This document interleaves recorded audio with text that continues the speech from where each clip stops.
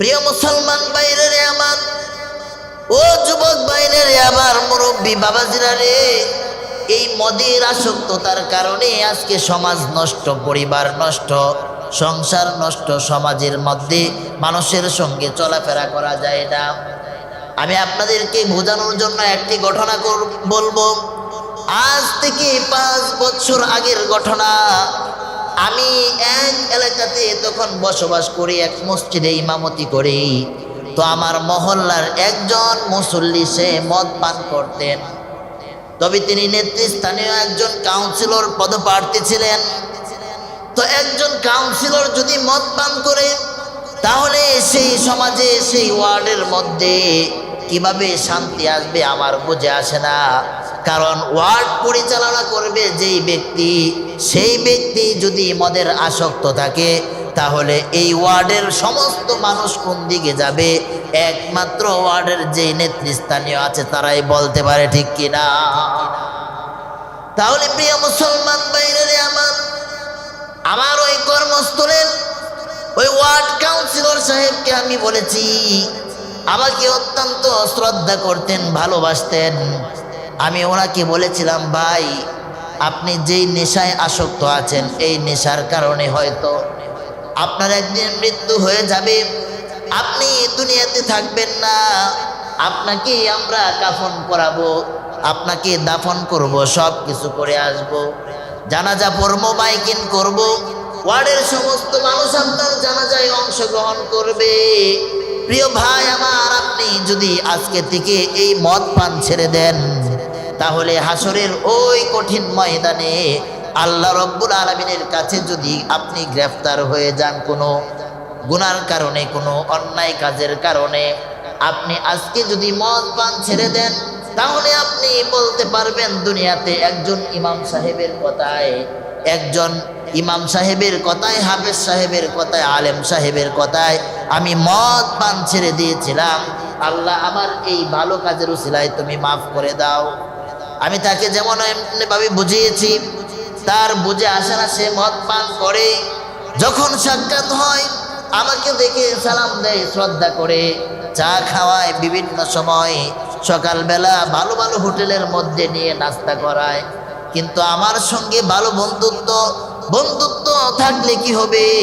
আমার সাথে সুসম্পর্ক থাকলে কি হবে? আমি 5 ওয়াক্ত নামাজ পড়ি, নামাজ পড়াই, কিন্তু আমার এই বন্ধু, আমার এই ভাই আমার সঙ্গে সমাজের মধ্যে বসবাস করে, এলাকাতে একসঙ্গে বসবাস করি, কিন্তু সে মদ পান করার কারণে তার পরিবার নষ্ট, তার সমাজ নষ্ট। সমাজের 10টা যুবক যেখানে ভালো হওয়ার কথা, সেই জায়গার তাকে অনুসরণ করে 10টা যুবক খারাপ হয়, ঠিক কিনা?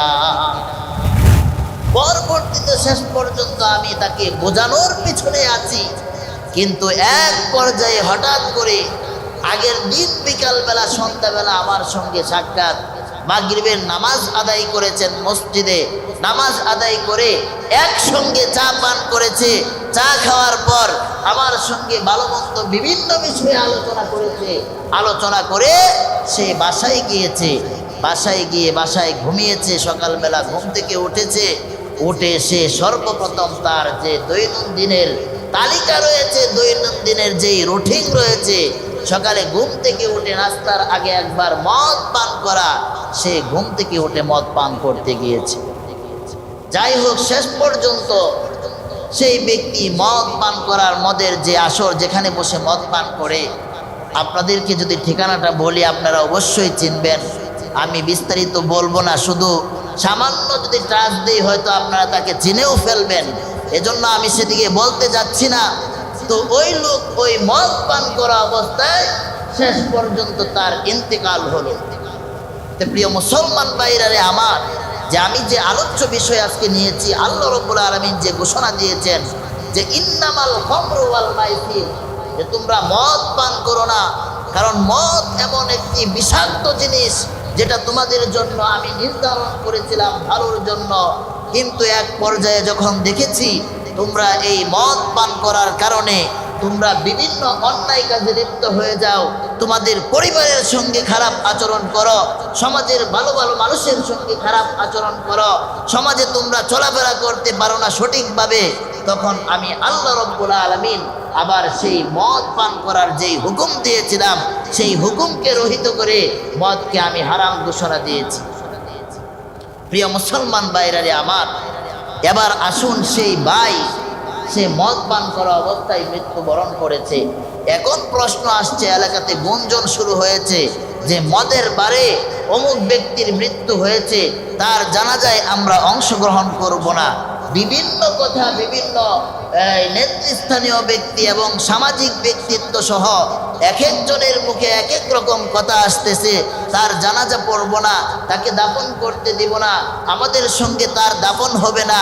এবার চিন্তা করুন, সে যখন জীবিত ছিল সে একজন কাউন্সিলর প্রার্থী, তাকে দেখে সবাই সালাম দিতেন, ভক্তি করতেন, শ্রদ্ধা করতেন, দূর থেকে সালাম দিতেন, সেলুট জানাইতেন। কিন্তু মৃত্যুবরণ করার পর তাকে দাফন করবে, পারিবারিক কবরস্থানে তাকে রাখবে না, এমন সিদ্ধান্ত আসছে পরিবার থেকে। তাহলে আপনি এবার চিন্তা করেন এই মদ কত বড় খারাপ একটি জিনিস।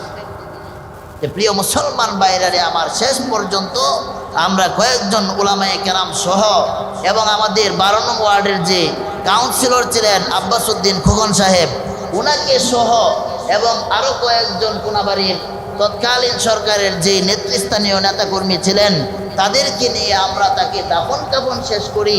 দাফন কাফন শেষ করার পর তাদের পরিবারকে সুন্দরভাবে বুঝিয়ে দিই। এখন পর্যন্ত তার নামে আমি জানি না যে তার পরিবার মিলাদ পড়াইছে কিনা বা তার পরিবারের পক্ষ থেকে কোনো দোয়া মাহফিল বা কোরআন খতম করা হয়েছে কিনা সেটা আমার এখন পর্যন্ত জানা নাই। অবশ্যই আমি জানতাম, কারণ তার পরিবারের সঙ্গে আমার সুসম্পর্ক। এজন্য প্রিয় মুসলমান ভাইরারে আমার অনুরোধ থাকবো, আজকে লাঠিভাঙ্গা এলাকাতে অথবা কোয়ার্টার আশপাশে বা নদীর ওই পারে অথবা কদমতলী সহ এই আপনার মাইকের আওয়াজ যতদূর যাচ্ছে, যারাই আজকের আলোচনা শুনতেছেন আপনাদের কাছে অনুরোধ থাকবো, প্রিয় বাবাজিরা, প্রিয় যুবক ভাইরা, যারা এই নেশায় আসক্ত আছে আমরা তাদেরকে বোঝাবো। আস্তে আস্তে বোঝাইতে বোঝাইতে একদিন তারা ফিরে আসবে, এবং ফিরে আসলে আপনি একটা মানুষকে যদি সঠিক পথে আনতে পারেন আল্লাহ রাব্বুল আলামিনের বিনিময়ে আপনাকে জান্নাত দিবে। সুবহানাল্লাহ। কারণ কিয়ামতের কঠিন মাঠ যখন কায়েম হয়ে যাবে, আপনি যে টুকি নাকি আমল করেছেন আল্লাহ রাব্বুল আলামিন আমলগুলো খুঁজতে থাকবে। আপনি যে মানুষের উপকার করেছেন সেই উপকারের কথাগুলো আল্লাহ রাব্বুল আলামিন সুন্দরভাবে লিপিবদ্ধ করে রেখে দিয়েছেন।